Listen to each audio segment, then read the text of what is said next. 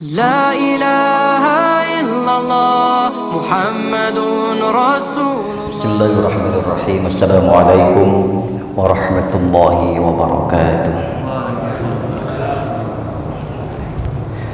الحمد لله الذي لا يعبد بحق في الوجود إلا إياه،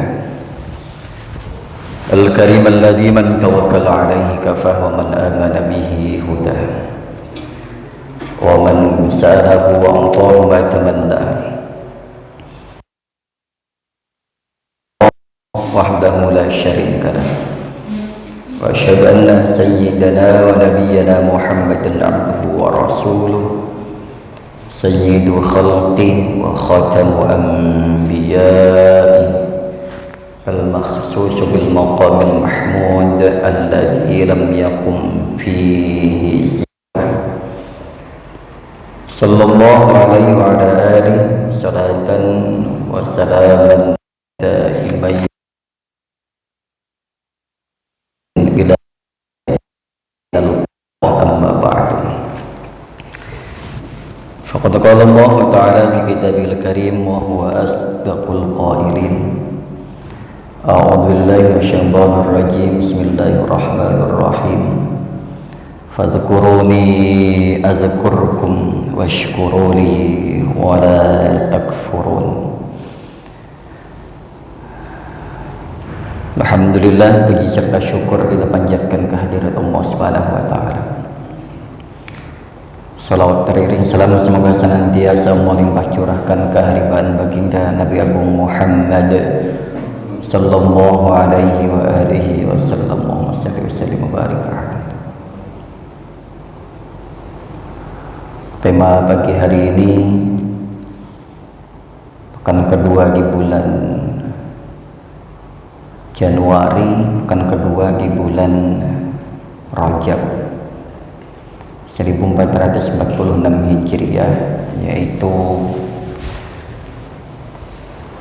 hakikat bersyukur jamaah sekalian. Bayanu syukri fi haqqillahi ta'ala, bab menjelaskan syukur fi haqqillah, di dalam haknya Allah Subhanahu wa taala. Hakikatus syukri, hakikat syukur, i'lam anna syukra yantazimu min ilmin wa halin wa amalin. Ketahuilah sesungguhnya syukur itu yang tazimu, disusun atau dirangkum, min ilmin wa halin wa amalin. Sejatinya syukur itu dihimpun dari ilmu, hal, dan juga amal. Kalau selama ini kita begitu mensederhanakan syukur sehingga seolah-olah cukup hanya sebatas ucapan alhamdulillah. Tapi ketahuilah bahwasanya syukur saja ada ilmunya. Untuk bersyukur saja harus mengetahui ilmunya, halnya, kondisinya, dan juga amalnya, karyanya atau prakteknya.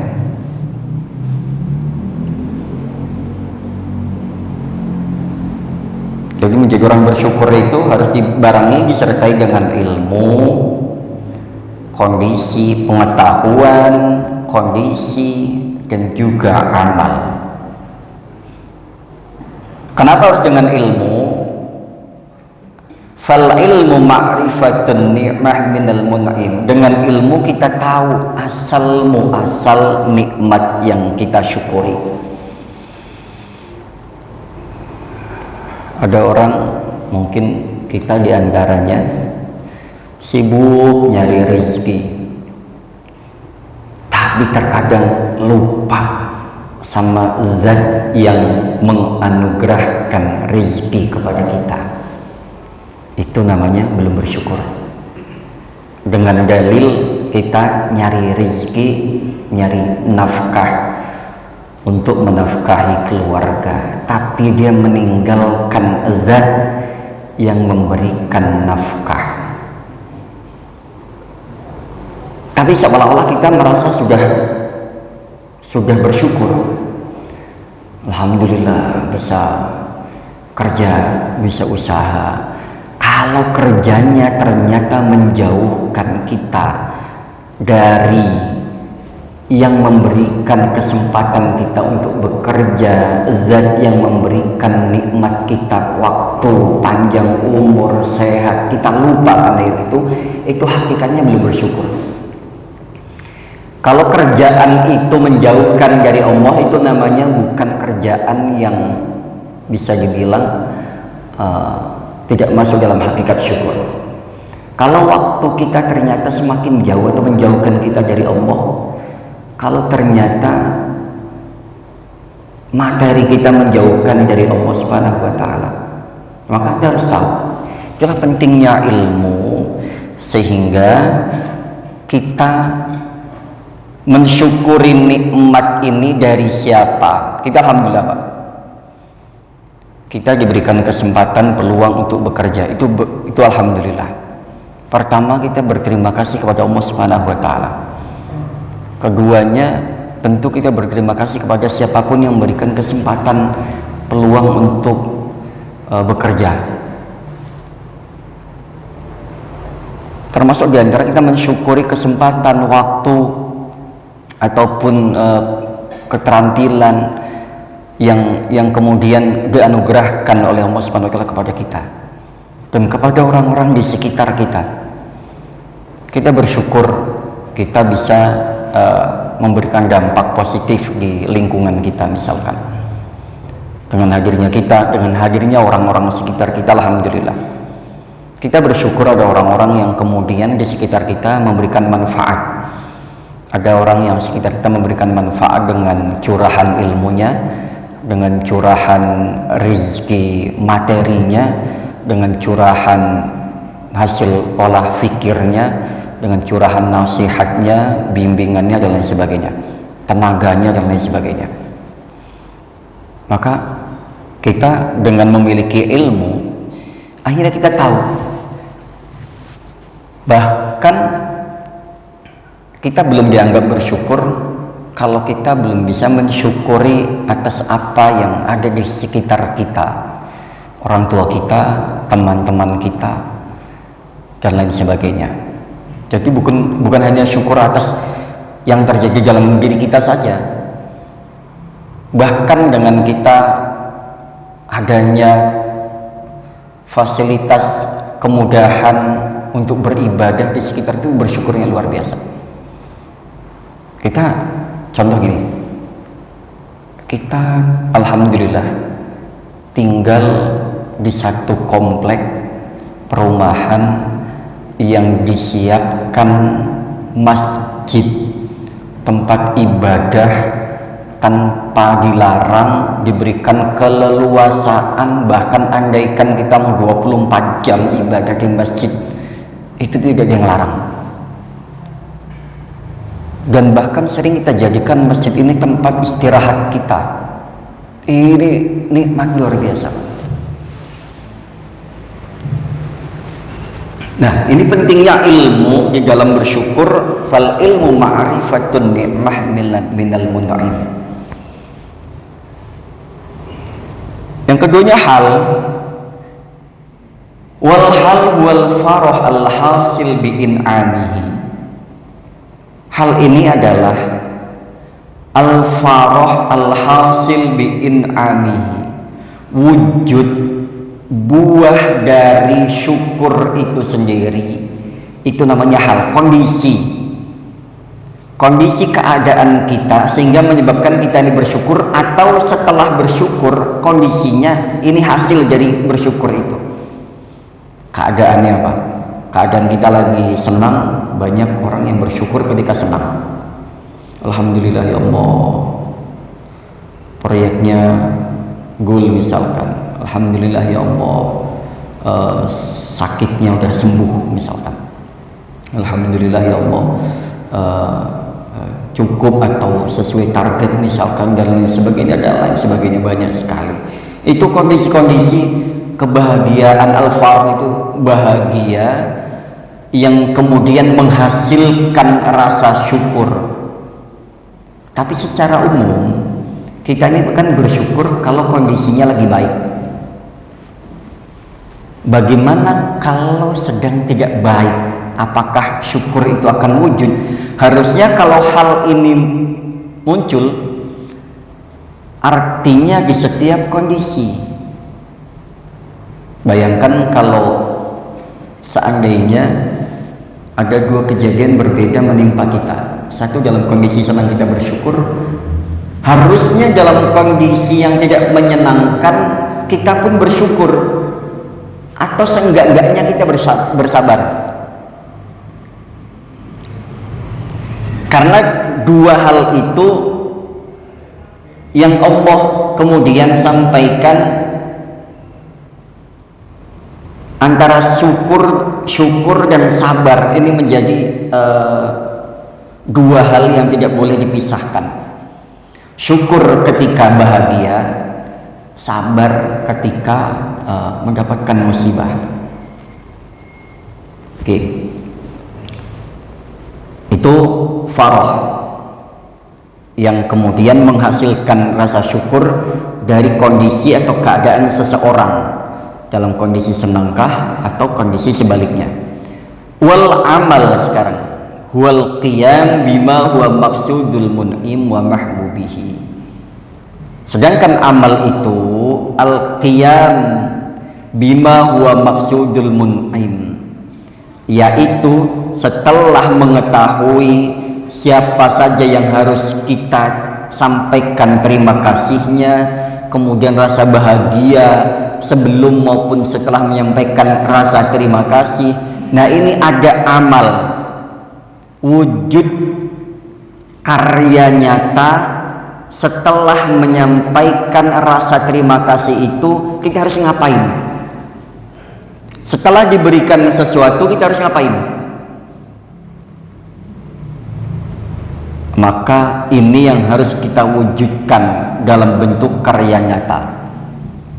Contoh, dengan kita bekerja mendapatkan upah. Dengan upah itu kita bisa untuk menebar kebaikan untuk keluarga, orang-orang sekitarnya, dan hal-hal yang membutuhkannya. Nah, ini al-qiyam, namanya al-amal. Karena jelas, dengan kita bekerja, ini kan contoh bekerja, dengan kita bekerja pasti akan menghasilkan sesuatu. Dengan hasil itu kita bisa menebar manfaat di sekitar kita. Jangan sampai senyap aja nih. Nggak pernah ada orang yang artinya oke, orang nggak tahu kerjaan kita apa, nggak pernah tahu berapa upah kita, tapi sekurang-kurangnya ada orang yang merasakan manfaat dari apa yang kita kerjakan.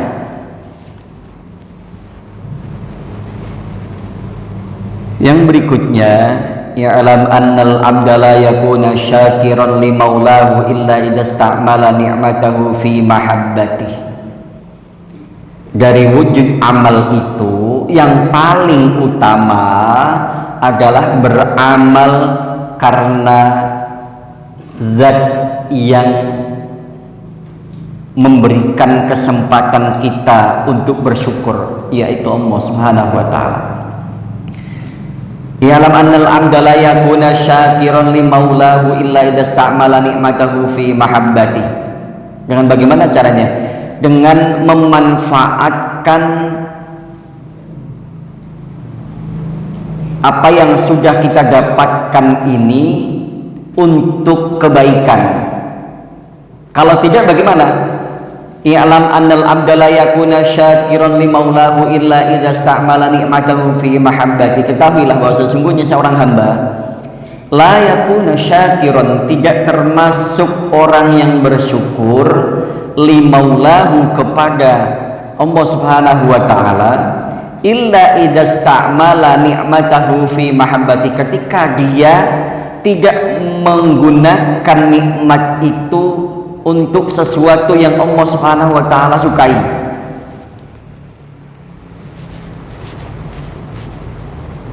Jadi seseorang dia tidak dikatakan, tidak dimasukkan ke dalam kelompok orang yang bersyukur kalau tidak menggunakan hal-hal yang sudah kita rasakan, kita nikmati ini untuk Allah Subhanahu wa taala.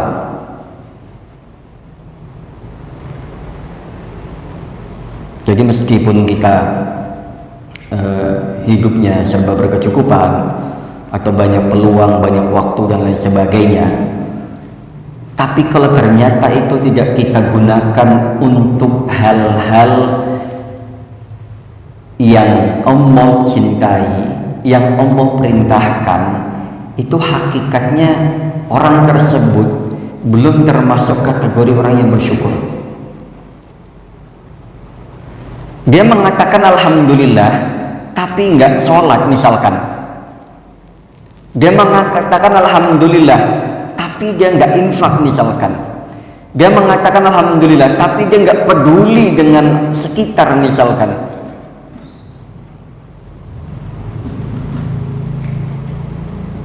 Dia mendapatkan sesuatu tapi tidak difungsikan, tidak digunakan untuk kepentingan Allah Subhanahu wa taala. Bagaimana kepentingannya? Allah hadir dikala orang-orang membutuhkan kita, ada Allah di situ. Ada orang sakit, ada Allah di situ. Ada orang meninggal, ada Allah di situ. Ada orang yang memanggil kita, ada Allah di situ. Ada panggilan-panggilan kebaikan, ada Allah di situ. Ada kesempatan-kesempatan melakukan kebaikan, ada Allah di situ. Ada nikmat Allah di situ. Ai fima ahabbahu li 'abdihi la li nafsihi. Jadi memanfaatkan nikmat yang selama ini Allah berikan kepada kita ini fima ahabbahu li 'abdihi la li nafsihi, yaitu untuk semata-mata menggunakan nikmat itu untuk li'abdihi, menyembah Allah, beribadah. Yang penting kepentingannya untuk menyambung kelangsungan ibadah kita kepada Allah Subhanahu wa taala, la li nafsihi, bukan semata-mata untuk keperluan kesenangan pribadi. Apa saja misalkan, ya dengan kita mendapatkan rezeki bisa kita sekolahkan anak kita dengan membiayainya sekolah yang nantinya sekolah itu Islami misalkan, kalau kita kan Islam, sekolahan yang Islami, atau untuk ngaji, atau keperluan majelis taklim, keperluan masjid, keperluan sosial masyarakat misalkan. Nah, hal-hal ini jadi ketika dibutuhkan siap, butuhkan tenaganya, saya bisa membantu tenaganya, saya bisa menyumbang dengan pikiran, dengan nasihat, dengan ilmu misalkan, atau yang bisa dengan materinya, apa yang dianugerahkan kepada kita, bukan hanya materi saja. Kita kan semuanya oleh Allah Subhanahu wa taala diberikan nikmat-nikmat. Ada yang diberikan nikmat kecukupan materi, nikmat kecukupan umur yang sehat, umur yang panjang, nikmat kesempatan waktu luang, nikmat kesempatan macam-macam. Ada yang kemudian macam. Nah, itu kita manfaatkan untuk kepentingan li'abdihi la li nafsihi, untuk menyembah Allah, untuk beribadah kepada Allah Subhanahu wa taala, bukan semata-mata untuk menyenangkan diri sendiri. Artinya kita akan senang kalau melihat orang lain senang. Kita akan merasa senang kalau bisa membantu orang. Kita menjadi senang kalau ada yang membutuhkan kita, ternyata kita mampu, kita bisa dengan kelebihan yang kita miliki. Diminta untuk memberikan nasihat, ayo diminta untuk bantu tenaga, ayo, enakan, gampangan orang yang bersyukur ini kalau memang dia betul-betul memanfaatkan nikmat itu untuk hal-hal yang Allah sukai. Ada pembangunan masjid misalkan, renovasi masjid, selalu tergerak hatinya. Ada orang sakit, ada orang kesusahan, tergerak hatinya. Wa amma idza istamala ni'matahu fima karihahu faqad kafar. Terus bagaimana kalau ternyata sebaliknya, ketika dia menggunakan nikmat itu fima karihahu kepada hal-hal yang Allah benci, faqad kafar, maka masuk kategori kufur nikmat. Kita diberikan kelebihan materi ternyata untuk foya-foya, kufur nikmat. Kita diberikan umur panjang tapi habisnya di tempat maksiat, namanya kufur nikmat. Diberikan kesempatan tinggal di tempat yang begitu mudah beribadah, ternyata enggak ibadah, kufur nikmat. Diberikan kesempatan untuk membantu orang, ternyata tidak membantu, kufur nikmat. Diberikan kesempatan untuk sholat tapi enggak sholat, kufur nikmat. Diberikan kesempatan puasa tapi enggak puasa, kufur nikmat. Nah, ini yang bahaya. Sudah kita tidak memanfaatkannya di jalan Allah, malah memanfaatkannya idza istamala nikmatahu fi ma karihahu, untuk kemudian menggunakannya kepada sesuatu yang Allah benci. Faqad kafara ni'matahu, sungguh dia telah mengkufuri nikmat Allah. Kita tahu apa hukumannya, konsekuensi daripada orang yang kemudian kufur nikmat, yang begitu jelas ayatnya, sangat kita hafal, yang sering disampaikan, la in syakartum la azidannakum wa la in kafartum inna azabi la syadid. Diazab nantinya suatu saat dengan mudah, sangat mudah sekali. Allah ini membuat kita kaya atau Allah memiskinkan kita. Allah mengangkat derajat kita, membuat kita populer atau menjatuhkan kita sejatuh serendah-rendahnya. Sangat mudah. Contoh Pak, contoh kecil, ini tidak membicarakan ini. Amerika saat ini sedang dilanda kebakaran yang sangat hebat, karena di antaranya kita tidak menghakimi.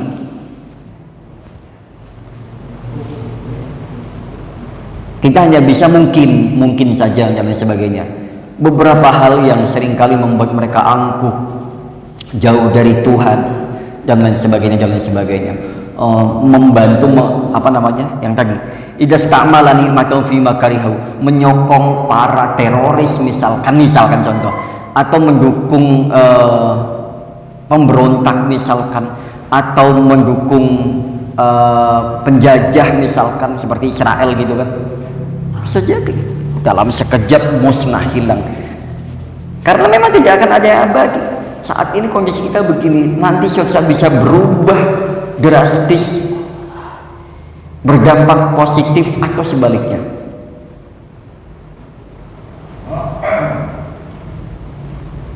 Kama idza a'maluha wa antalaha wa in kana hadha dunal awal illa annahu kufrun anna lin ni'mah bitadyi'.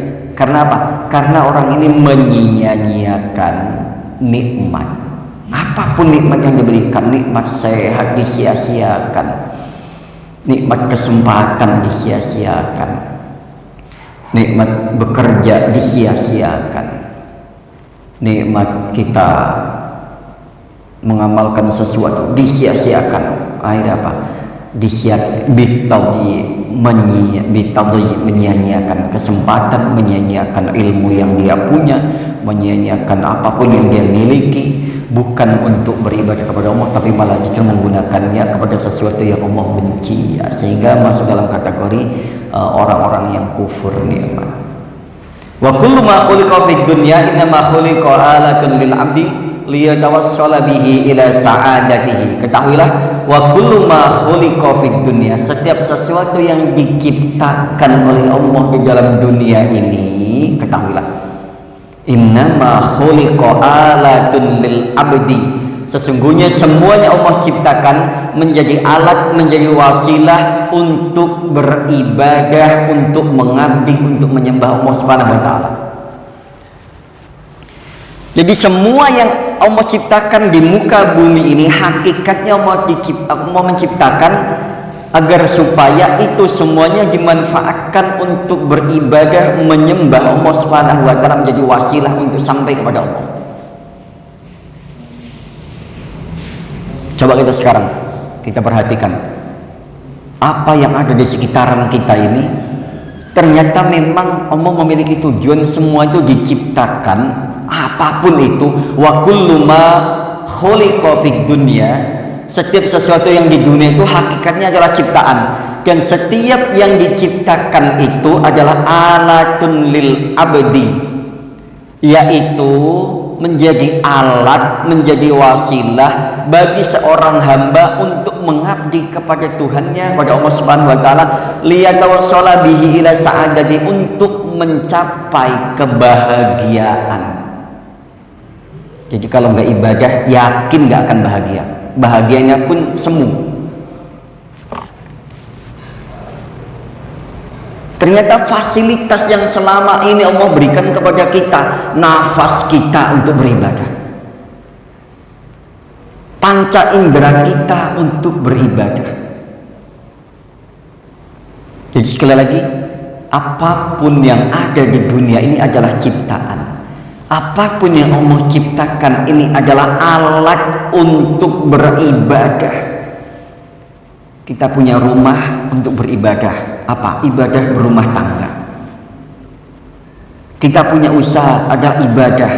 Untuk apa? Untuk memberikan peluang bekerja kepada orang-orang yang nggak bekerja jadi ikut bekerja, bisa menikmati hasilnya, bermanfaat di sekitarnya.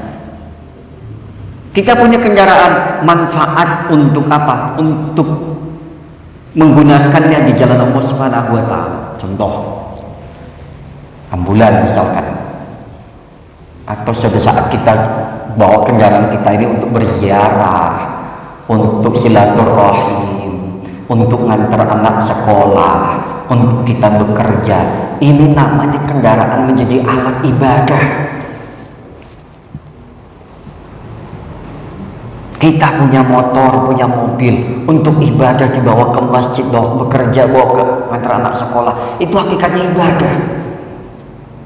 Alat untuk mencapai, digunakan untuk ibadah, untuk mencapai apa? Kebahagiaan yang hakiki. Litawassalu bihi ila sa'adati, untuk mencapai kebahagiaan. Kan yang kita tuju adalah apa? Bahagia. Yang kita cari dalam hidup ini adalah apa? Tenang dan bahagia.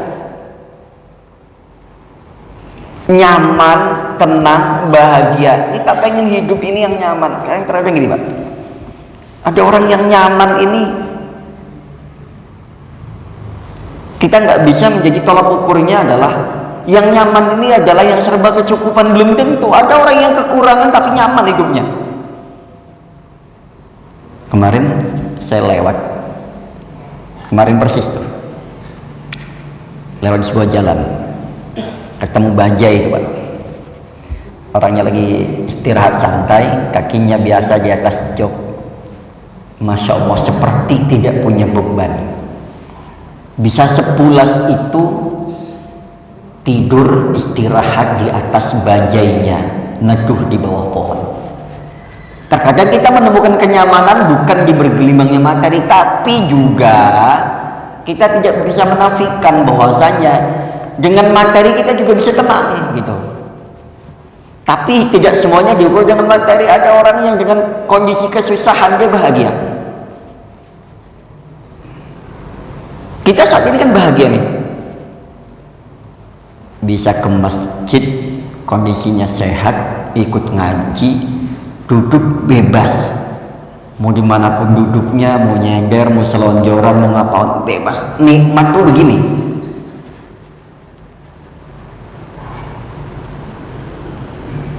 Kalau yang bisa nyerap dapat ilmu, habis itu dapat sarapan. Nikmat Pak, ada yang nyiapkan, ada donaturnya, ada yang menikmatinya, ada yang menyiapkan kajiannya. Ya Allah, nikmat sekali. Hal ini belum tentu kita dapatkan di rumah. Pun sebaliknya, ketika kita nikmat di rumah, itu belum tentu bisa kita dapatkan di tempat ibadah bahkan sekalipun. Itu kan. Nah, kondisi sekarang adalah kondisi ternikmat saat ini. Kondisinya tenang, tumakninah, anteng, nggak ada yang ganggu. Ini kan kalau kondisi kayak gini kita nggak mikirin hal-hal yang ruwet, Pak. Ya udah, sholat jamaah. Sholat jamaah itikaf sambil dengerin taklim. Selesai udah serap, selesai. Simple. Nikmat syukur yang sangat sederhana tapi begitu berasa nikmatnya. Kita nggak kepikiran, kita sekarang tidak sedang memikirkan kebutuhan macam-macam. Kondisinya lagi tenang, kondisi syukur, kondisi ternikmat, kita bisa beribadah, bisa mensyukuri nikmat itu dengan menggunakan. Karena sejatinya sekali lagi, setiap yang ada di dunia ini hakikatnya adalah ciptaan, dan setiap ciptaan ini adalah alat untuk beribadah, dan tujuan akhir dari ibadah adalah mencapai sa'adah, kebahagiaan. Karena yang cari bahagia, kerja kalau nggak bahagia, cari tempat yang membuatmu bahagia. Kalau nggak nyaman, cari tempat yang membuatmu nyaman. Kalau di rumah nyaman, di rumah. Di masjid nyaman, di masjid. Dan kan kita kalau lagi nyaman kan nggak pengen diganggu. Nah ini hakikatnya demikian. Tujuannya apa? Tujuannya akhirnya adalah fid dunya hasanah wa fil akhirati hasanah. Tujuannya pengen mendapatkan kebaikan, kebahagiaan. Kalau rumah tangga nggak bahagia, bagaimana caranya? Ya cari, lakukan sesuatu agar mendapatkan kebahagiaan. Berarti harus disertai dengan ibadah. Kalau kok rumah tangga belum bahagia, berarti mungkin tujuan berkeluarga bukan ibadah, belum maksimal tujuannya. Bukan cari lagi, repot nanti malah. Kalau berumah tangga terus nggak bahagia, rumah tangga nggak bahagia, solusinya bukan berpisah. Solusinya adalah memperbaiki niat. Mungkin niatnya salah. Kalau tujuan rumah tangga itu kan untuk mencapai kebahagiaan yang didapatkan, yang kita gapai bareng-bareng dengan pasangan kita, dengan anak cucu kita, itu bahagia. Kalau nggak bahagia, saya nggak bahagia dengannya, nggak cocok dengannya. Solusinya bukan berpisah, tapi memperbarui niat untuk beribadah. Insya Allah ketemu dengan orang yang satu circle, sama-sama pengen bahagia dunia akhirat, jalan bareng. Nikmat Pak. Oke. Sebentar lagi masuk waktu syuruk ya Pak. Summa inna fa'ala syukri wa tarkal kufri la yatimmu illa bi ma'rifati ma yuhibbu Allah ta'ala amma yakrihuhu wa la tamajjad dzalika madrukan. Kemudian inna fa'ala syukri, kemudian sesungguhnya mengerjakan syukur, mewujudkan syukur, meninggalkan kufur itu tidak bisa sempurna kecuali bima'rifati ma yuhibbuhullah ta'ala, mengetahui apa saja yang Allah cintai dan yang Allah benci. Ini harus tahu.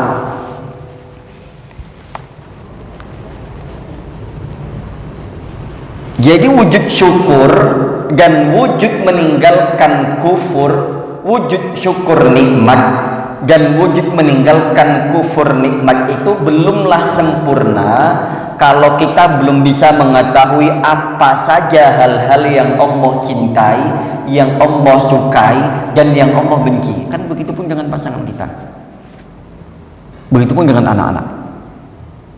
Berarti agar bahagia kita harus tahu yang tidak disukai ini apa, ya jangan dilakukan. Berarti kan gitu. Yang disukai ini apa, ya harus kita berikan. Kan modelnya begitu, bukan harus, tapi seenggak-enggaknya kita bisa memberikan hal-hal yang membuat dia bahagia, yang dia suka. Nah kalau nanti kemudian kok dia sukanya hal-hal yang kurang baik, nah kita arahkan. Kan begitu. Kita belum masuk kategori syukur nikmat maupun kufur nikmat, belum sempurna ya. Artinya belum sempurna kalau belum betul-betul mengetahui apa saja yang Allah cintai dan apa saja yang Allah benci. Wala tumayyiza dzalika madrakan. Nah, ini masih ada harusnya kita bahas berikutnya, tapi ini sebagai pamungkas saja, sebagai closing ya.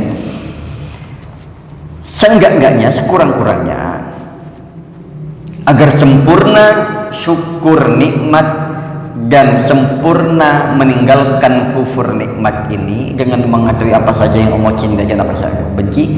Ini yang pertama, as-sam'u wa mustanduhul ayat wal akhbar. Yang berikutnya ada dua hal untuk mengetahui apa saja yang Allah sukai dan apa saja yang Allah benci.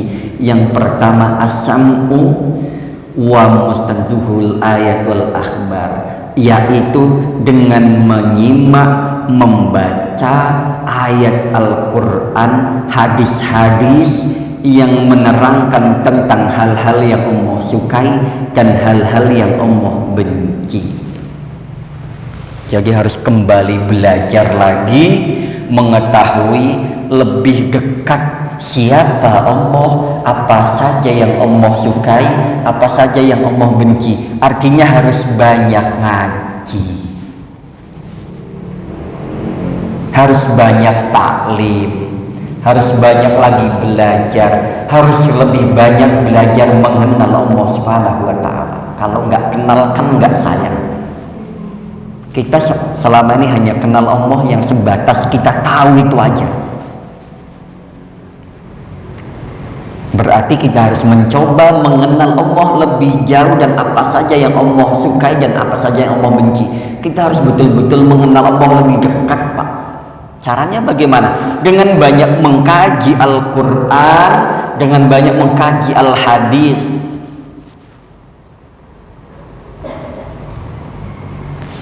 Al-Quran ini kan kalau kita selama ini kita baca terjemahannya, itu baru ilmu terjemahnya, yang tekstualnya, yang tersuratnya. Nanti yang tersirat pun kita pelajari. Nah ini upayanya apa? Dengan menghadirkan orang-orang yang kompeten di bidangnya. Ada pakar Quran, ilmu Quran, ada pakar ilmu hadis. Di mana tempat ada, monggo silahkan kunjungi, datangi kajian-kajian itu. Ada pakar Al-Quran, pakar hadis, pakar tasawuf misalkan, datangi. Sekarang lagi sudah sangat mudah sekali dengan media sosial. YouTube kita tinggal klik namanya siapa, kajiannya apa, pokok pembahasannya apa, ikuti. Kalau tidak bisa hadir, lebih utama afdalnya hadir ke tempatnya.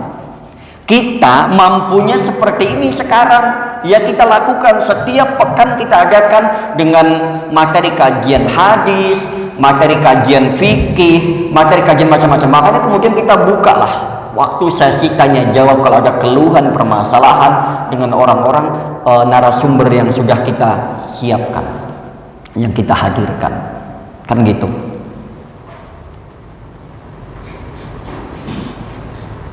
Syukur-syukur nanti kita bisa menghadirkan pakar-pakar di bidangnya. Kesempatan contoh misalkan di event-event seperti Rajab nih nanti ada Isra Mi'raj, Ramadan nanti ada Idul Fitri, ada Idul Adha, nanti ada bulan Maulid, Rabiul Awal. Kita hadirkan Pak, jangan sayang-sayang, anggaran insya Allah nanti insya Allah ada lah kalau buat kebaikan. Kita hadirkan orang-orang yang kompeten di bidangnya misalkan. Jadi berisi, berbobot, berilmu. Kita kan nggak mungkin kalau setiap harinya hanya bertahan di pengetahuan yang hanya kita miliki saat ini. Kita kan terus berkembang, ikuti kajian-kajian yang lain sebagainya. Sekarang gampang, klik media sosial, tinggal klik siapa, kajiannya apa, dengerin seharian. Ilmu, kajian tauhid. Nah ini agar supaya apa? Supaya kita mengenal Allah lebih jauh.